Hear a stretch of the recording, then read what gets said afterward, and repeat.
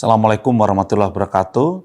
Salam sejahtera untuk semuanya. Om Swastiastu, Namo Buddhaya, salam kebajikan. Yang saya hormati orang tua hebat. Halo semuanya. Ini orang-orang tua hebat semuanya. Saya Dr. Hasto, Kepala BKKBN Republik Indonesia. Pada kesempatan kali ini saya akan sampaikan pada semua orang tua hebat, ada satu hal yang sangat khusus ya untuk anak-anak kita itu, yaitu 1000 hari kehidupan pertama. Dalam arti sejak dia ketemunya bibit laki-laki yang namanya sperma, ketemu dengan sel telur perempuan ini, di situ dihitung hari pertamanya. Nah, ceritanya 1000 hari itu meliputi dari sejak ketemunya sel telur sama sperma, sampai kemudian hamil. Ingat, hamil itu 280 hari atau 40 minggu ya. Kemudian setelah itu lahir. Nah, lahir itu begitu lahir sudah berumur 280 hari. Sehingga di luar ini begitu umur 720 hari atau kira-kira ya 24 bulan kurang sehari lah gitu ya. Full term 23 bulan itu sudah masuk ke 1000 hari pertama kehidupan. Nah, itulah di situ terjadi pembentukan organ. Kalau mau cacat ya kecacatannya terjadi di situ. Kemudian disitulah pembentukan calon otak yang kemudian juga sudah jadi otak beneran gitu ya. Kemudian nanti akan bertambah terus setelah lahir, sehingga ini penting sekali untuk disiapkan sejak awal. Makanya pada kesempatan kali ini kemudian untuk mengikuti atau mempersiapkan periode emas yang tadi 1000 hari kehidupan itu, ada kelas orang tua hebat yang namanya kerabat. Ya, luar biasa ini, keren ya. Tahun 2023 kita terus bersama tim dari BKKBN, kita ada yang mengikuti terus kelas-kelas orang tua hebat. Tentang apa yang harus dipelajari, yang pertama adalah bagaimana merencanakan perkawinan yang sehat dan juga sekaligus nanti kehamilan yang sehat. Ingat, kita harus kampanye terus ini sebagai orang tua hebat. Kalau nanti punya anak juga mau nikah, jangan lupa perempuan itu bisa hamil dan melahirkan dengan sehat. Paling muda itu usia 20 tahun, paling muda itu ya. Dan memang ada batasnya, perempuan kalau mau hamil dan melahirkan jangan lebih dari 35 tahun. Maka BKKBN kalau kampanye 21 tahun. Tujuannya biar kalau melesetnya tidak ke 18 atau ke 19, tapi kalau melesetnya ke 20. Ya, kalau kita kampanye, ayo perempuan nikahnya ya 21 lah, kalau laki-laki 25. Kenapa laki-laki itu harus lebih dewasa? Karena laki-laki adalah pemimpin dalam keluarga. Sekarang ini banyak sekali perceraian, cerai gara-gara karena apa? Tidak ada kedewasaan antara suami dan istri. Sehingga laki-laki harus sudah dewasa, lebih dewasa, harus memimpin. Dan namanya nikah itu atau keluarga ini harus diperjuangkan betul, saling toleransi. Iya. Suami harus mentoleransi kekurangan istri, istri mentoleransi kekurangan suami. Kalau seandainya usianya sama, masih jauh di bawah 20 lagi, mereka belum dewasa semua. Nggak bisa itu. Semua maunya menang-menang sendiri semua. Sulit untuk toleransi, sehingga akhirnya banyak perceraian. Oleh karena itu, persiapkan dari sisi usia. Yang berikutnya adalah bagaimana fisiknya. Jadi berat badan, tinggi badan, lingkar lengan atas harus dicek dulu. Kadar hemoglobin atau kadar HB harus dicek dulu. Ya, ini untuk perempuan. Sedangkan untuk laki-lakinya harus sehat juga. Pesan saya bagi yang perokok berat ya, mestinya kalau mau bulan madu, mau merencanakan kehamilan, rokoknya bisa dikurangi dulu lah supaya bibitnya juga baik. Ya. Para orang tua hebat, kerabat yang luar biasa. Yang kedua, kalau tadi itu pertama itu menyiapkan ya untuk mau nikah, mau hamil itu. Yang kedua itu pada saat hamil. Saya kasih cerita ini ya, saya sebagai dokter kebidanan, saya agak tahu sedikit lah, itu karena sekolahnya lama. Gitu ya. Jadi bahwa orang hamil itu darahnya itu mengencer. Ya. Kalau darahnya mengencer, maka kemudian apa yang terjadi? Anemia. Itu sel-sel darah merahnya jumlahnya relatif tetap, tapi airnya tambah banyak. Maka orang hamil itu kelihatan gemuk, kelihatan berair gitu ya. Karena apa? Memang airnya lebih banyak. Sehingga istilahnya hemodilusi, mengencer darahnya. Kalau darahnya encer, maka dia tidak bisa mengangkut oksigen dengan baik. Sehingga oksigen yang harus dibawa ke plasenta, ke bayinya tidak cukup. Dan akhirnya bayinya bisa anemia, kondisi anemia itu bayinya bisa stunting, menjadi gagal tumbuh, dan juga ada gangguan-gangguan lain pada bayi itu. Nah, oleh karena itu, ingat orang hamil itu mayoritas jadi darahnya encer dan anemia. Makanya tambah darah itu penting sekali. Dan cek HB itu penting sekali. Konsumsi tablet tambah darah, ya selemah-lemahnya ya 90 hari lah. Minum sehari sekali. Tapi yang paling penting cek HB-nya. Karena ada yang sudah minum tapi HB-nya masih rendah. Ada juga yang belum minum tapi HB-nya sudah tinggi. Jadi kan kepentingannya beda-beda. Oleh karena itu tablet tambah darah menjadi sangat penting. Kalsium menjadi sangat penting karena bayi mengambil kalsium dari ibunya. Kemudian jangan lupa asam folat pada saat hamil muda. Kemudian juga ada vitamin D. Semuanya itu tidak ada yang mahal. Ya, beli saja yang murah. Bahkan kalau di Puskesmas pakai BPJS kita juga bisa dapatkan.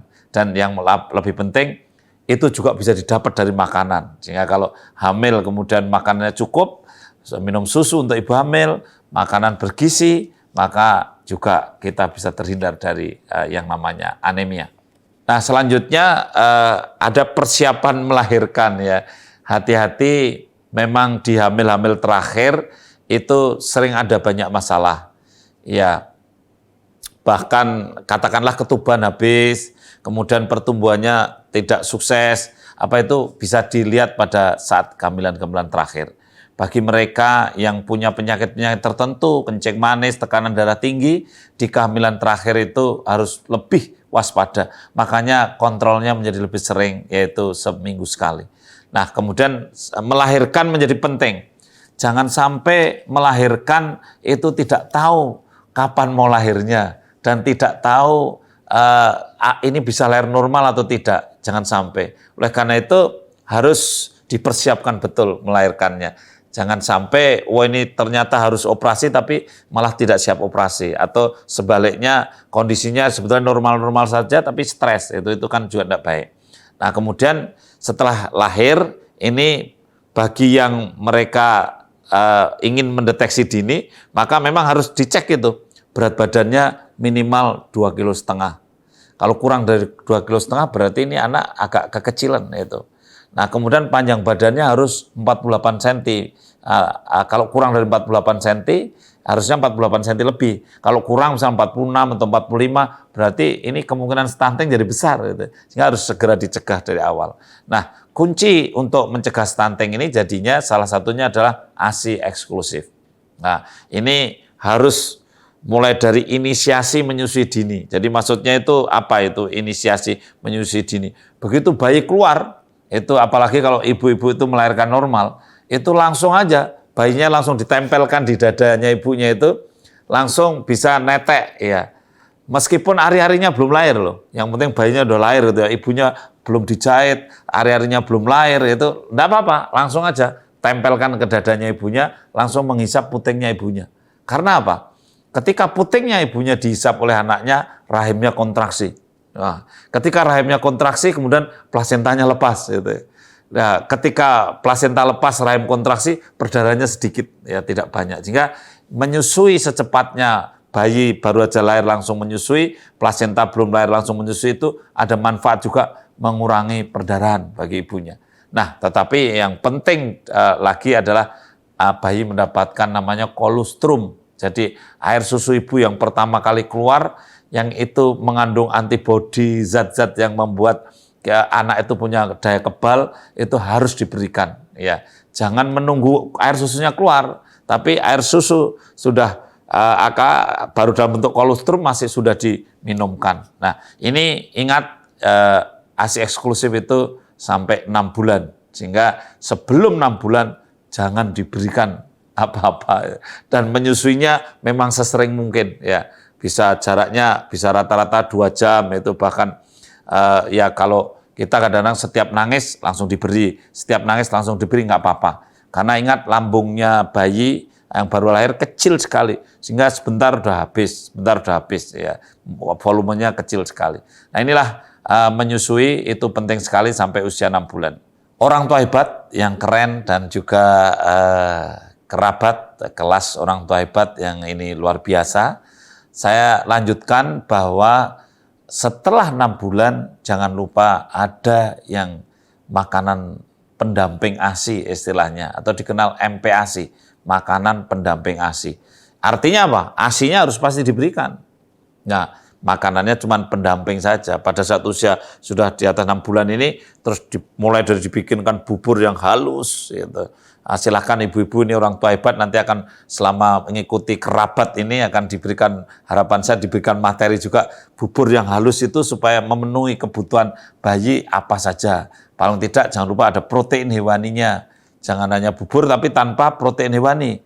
Harus ada telur yang halus, atau mungkin ikan digerus sampai halus, atau komponen-komponen lain yang protein hewani. Ini penting sekali untuk makanan pendamping ASI. Ya. Itu tadi adalah makanan pendamping ASI. Ya. Sekarang apakah cukup sudah ada ASI, ada makanan pendamping ASI, kemudian kita apakah cukup itu kemudian kita itu anak kita sudah pasti akan berkembang baik, cerdas, tidak stunting? Masih belum ya. Ada parenting juga. Parenting itu bagaimana pengasuhan kita. Sehingga kita kalau pada anak-anak masih bayi, kurang dari 1 tahun, atau baduta, kurang dari 2 tahun, atau mungkin juga batita, 3 tahun, bata 3 tahun, dan seterusnya, sampai balita itu memang membutuhkan stimulasi. Jadi bagaimana dirangsang supaya anak itu bisa berkembang. Kalau bertumbuh tadi dia tambah panjang, tambah berat, tapi kalau berkembang ini bagaimana dia punya kemampuan motorik halus, motorik kasar, kemudian juga dia mampu melakukan aktivitas respon terhadap rangsang gitu ya.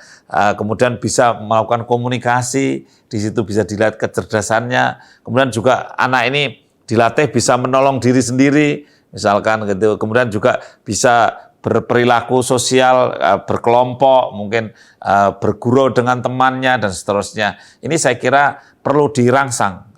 Kita bisa bayangkan kalau Bapak Ibu itu sebagai orang tua yang kejam, anaknya tidak pernah bergaul, jadi tidak pernah ada parenting, tidak pernah ada stimulasi anak untuk diajari nyanyi, diajari pegang ini, pegang itu, gitu. Tidak pernah digitukan, maka anak itu meskipun mungkin dia tidak stunting gitu, katakanlah tinggi badannya cukup, perkembangan fisiknya tuh cukup, tapi keterampilan motorik halusnya, motorik kasarnya, kemampuan berbicara, kemampuan komunikasi, kemampuan kecerdasan sosialnya menjadi tidak berkembang. Nah itulah makanya stimulasi menjadi sangat penting dan juga supaya anak menjadi tumbuh lebih optimal. Ya, dan jangan lupa, ayo para orang tua dan juga kader bisa belajar bersama ya di kelas orang tua hebat, kerabat tahun 2023. Jangan lewatkan bulan Januari sampai nanti akan berakhir November 2023 ini, BKKBN membuka kelas orang tua hebat. Ikutilah dan mudah-mudahan bermanfaat untuk kita sebagai orang tua dan menjadikan keluarga kita menjadi keluarga yang tentram, mandiri, dan bahagia. Tentu dengan anak dan keluarga yang berkualitas. Terima kasih. Wassalamualaikum warahmatullahi wabarakatuh. Om Santi Santi Santi. Terima kasih. Jangan lupa hidup berencana itu keren.